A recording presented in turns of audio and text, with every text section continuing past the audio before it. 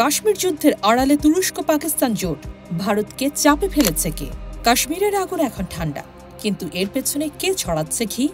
তুরস্ক পাকিস্তানের গভীর সখ্যতা কি ভারতের জন্য নতুন কাঁটা হয়ে দাঁড়িয়েছে? আর এই মুহূর্তে ইসরায়েল কাদের পক্ষে দাঁড়িয়েছে জানেন? এই যুদ্ধবিরতির মাঝেই শুরু হয়েছে নতুন কূটনৈতিক যুদ্ধ। ইসলামী দুনিয়া নেতৃত্ব কে দেবে আর কে পেছন থেকে ছুরি মারবে?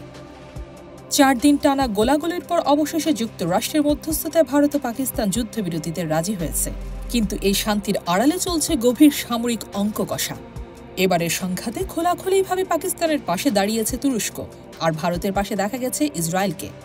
তুরস্কের প্রেসিডেন্ট এরদোয়ান বলেছেন, পাকিস্তানের মানুষ আমার ভাই, আমি ওদের জন্য আল্লাহর দরবারে দোয়া করি। এই বক্তব্য শুধু আবেগ নয়, বরং একটি কৌশলগত বার্তা।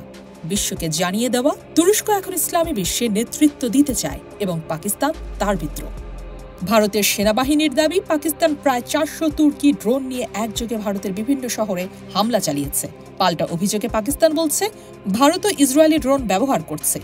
এই যুদ্ধ এখন শুধু উপমহাদেশে সীমাবদ্ধ নয়, এটি হয়ে উঠছে প্রযুক্তি ও আদর্শের আন্তর্জাতিক সংঘর্ষ।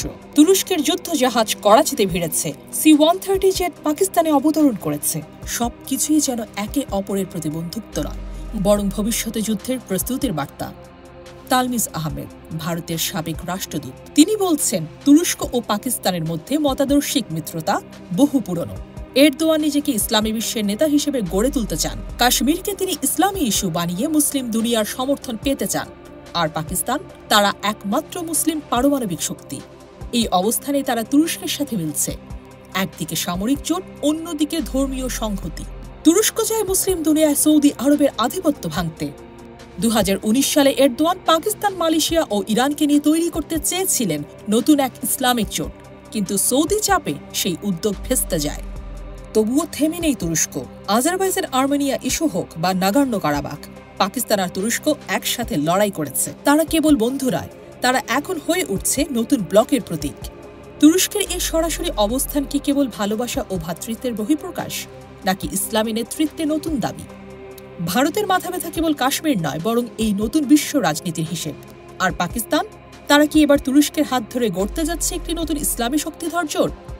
আপনার কি মতামত? এই সম্পর্ক কি কেবল আদর্শিক, নাকি সামনে ভয়ঙ্কর কিছু অপেক্ষা করছে? কমেন্টে জানান আপনার মতামত। আর এমনই আরও চমকে দেওয়া আন্তর্জাতিক বিশ্লেষণের জন্য সাবস্ক্রাইব করুন আমাদের চ্যানেল দেশ জগৎ।